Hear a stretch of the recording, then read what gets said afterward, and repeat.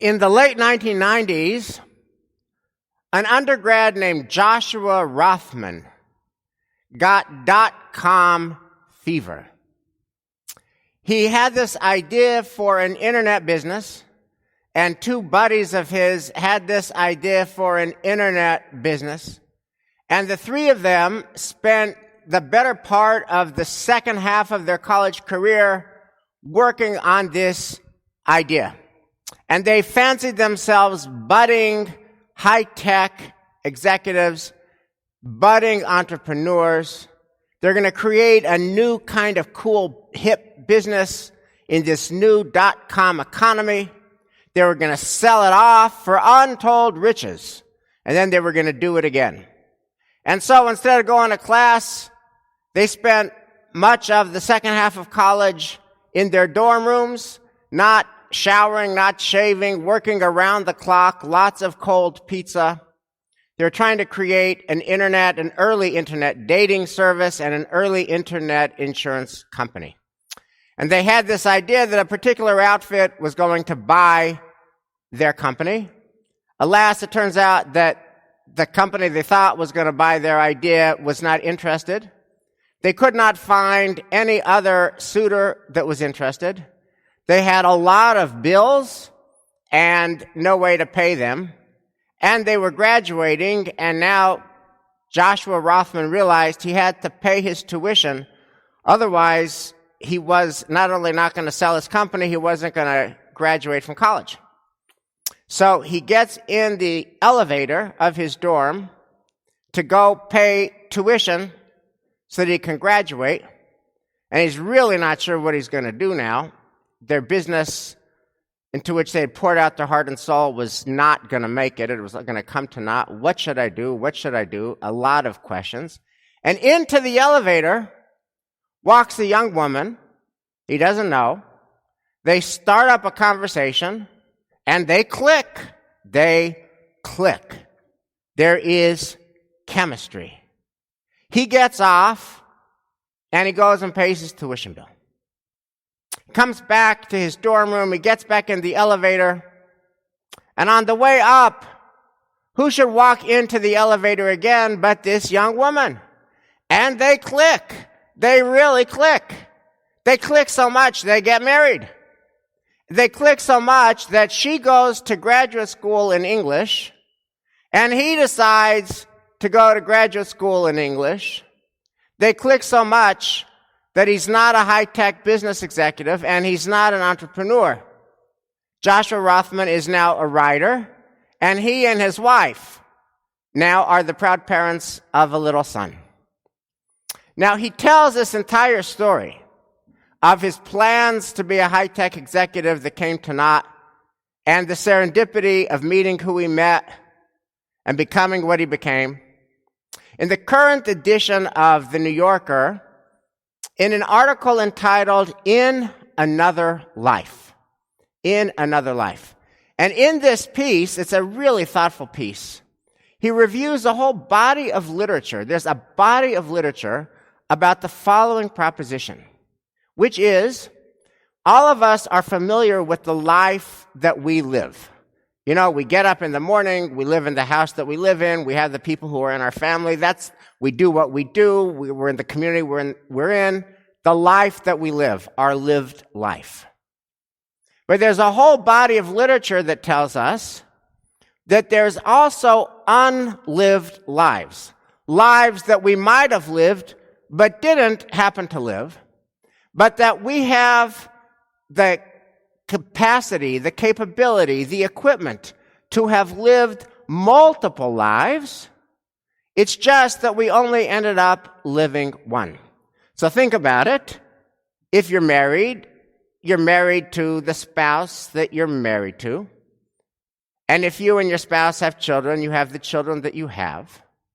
But the literature of unlived lives tells us that you might have gone to a different college, you might have gone to a different university, you might have taken a different job, and you might have met an entirely different partner. You might have gotten married to that different partner, and you'd have different children.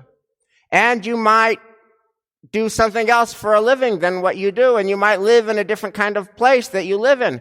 There are these unlived lives. Joshua Rothman himself says, and the reason that he writes on this body of literature, he says, that's me.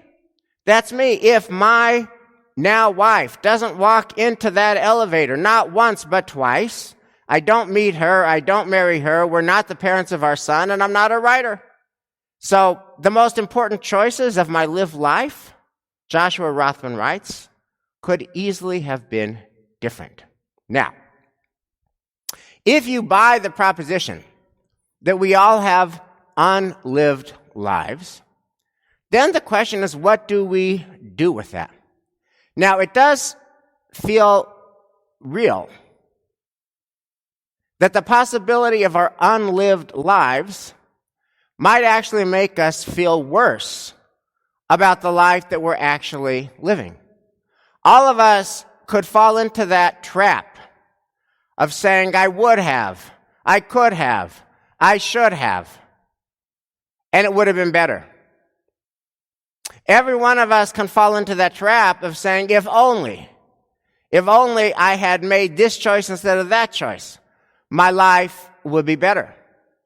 We all know only too well the challenges and pitfalls of the life that we're actually living, and it's tempting to romanticize all those other unlived lives. It's very hard for what is to compete with what never was. So what do we do with our unlived lives? And how do they not stoke the regret of what might have been? And I mention it this Shabbos in particular because the culmination of our Torah reading is about this very issue. Jacob and Joseph, father and son, are reuniting after not having seen each other for more than 20 years. And it's tearful. There are tears. But the Torah tantalizes us with a deliberate ambiguity. Because when the Torah describes this at long last, more than 20-year reunion of father and son, it makes a point of telling us that one of them cried, one of them was cried on, but it doesn't tell us which is which. Let me quote the Torah here. This is the climactic moment. Joseph ordered his chariot and went to Goshen to meet his father Israel. He presented himself to him, and embracing him around the neck, he wept on his neck a good while. The obvious question, who is doing the weeping and who is getting wept on? And the medieval commentators like Nachmanides and Rashi disagree. One says it was Jacob who was weeping. One says it was Joseph who was weeping. I respectfully offer a different view, which is the Torah here is intentionally ambiguous to invite us, the readers of Torah, to entertain the likelihood that in fact both of them might have been weeping, because they were weeping for what might have been. It's just so easy to imagine Jacob weeping. When he finally sees Joseph, he thought Joseph was dead, and now he sees not only that he's alive, and he's a person of power and prestige in Egypt. And Jacob says, what was I thinking? Why did I do what I did? Why did I ever favor Joseph to begin with? Favoring one child over another is poison for a family. I, Jacob, injected poison into my family. Why did I give him that coat of many colors? Why did I ask him to spy on his brothers? That is just toxic. If only I had acted differently, I might have had 20 years of loving Joseph instead of 20 years of mourning Joseph. I weep for what might have been. And it's just equally plausible that the party that's weeping is Joseph. What was I thinking when I was a young man? Why did I do what I did? Why was I so arrogant? Nobody likes arrogance. What possessed me to dream these dreams of domination to begin with? And then what possessed me to tell my brothers my dreams? What possessed me to wear that ridiculous coat that inflamed their jealousies? What possessed me to go spy on them? If I had acted with a modicum more humility and self-restraint, I might have been able to love my father and to see my father, not to mention all my family. These last 20 years, I weep for what might have been. So Jacob weeps for what might have been, and Joseph weeps for what might have been. And all of us can connect to that trope. We can all weep for what might have been.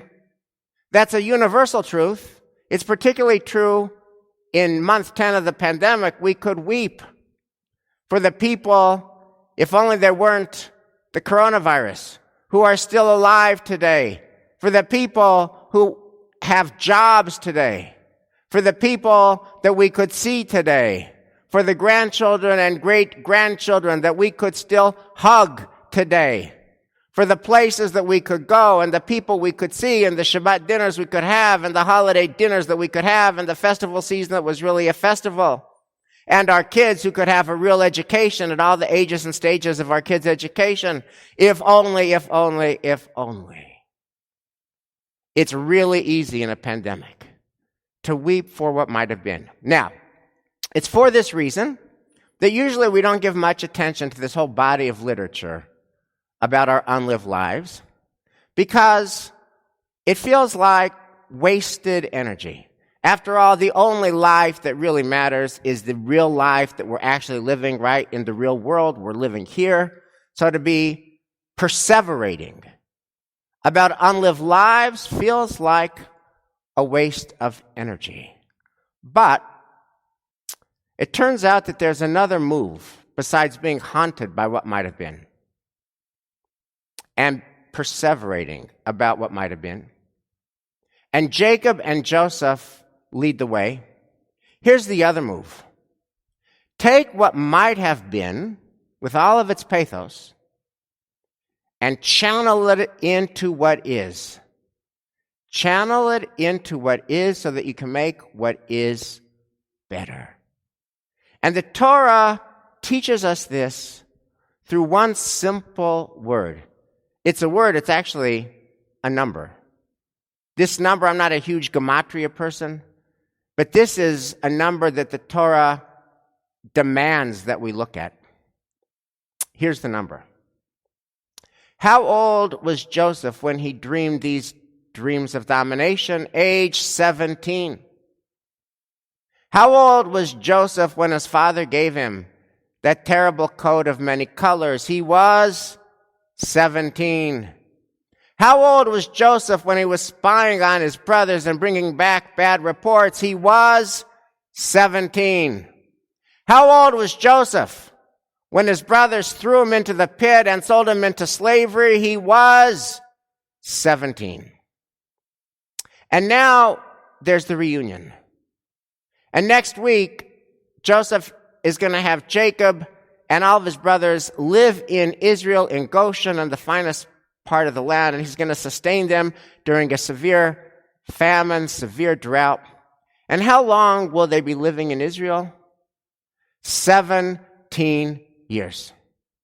17 years. 17 heals 17. The traumas of our youth can be healed by the generosity of a later season. That's true at the time of the Torah. That's true for Joseph and his brothers and his father. And that is true for us today, even and especially in COVID. There is a UPS driver in Louisville, Kentucky, named Todd Elbel. And Todd Elbel has been driving and schlepping and carrying UPS hauls for 37 years. And for 37 years, it's been a job, not a mission. For 37 years, it's been a paycheck, not a passion. But that's changed. Now, when he goes into that same truck that he's been in for 37 years, all of a sudden it is replete, it is suffused, it is full of meaning and purpose and passion. He is living a passion-driven life, doing now what was never passionate about doing for the last 37 years. And the reason is that his father recently died of COVID. And what Todd Elbel is driving in those UPS trucks are vaccines. And he has this sense that he is driving around and hauling the most important thing that he could possibly haul, life-saving medicine. And that every time he goes and drops off these vaccines, he is saving lives. And he says, I believe my dad is in the truck with me every day. I believe that my dad is with me when I bring vaccines to people who can now live. The thing to do with the pathos of what might have been is to channel it into the life that we are living now and make that life ever better. Shabbat Shalom.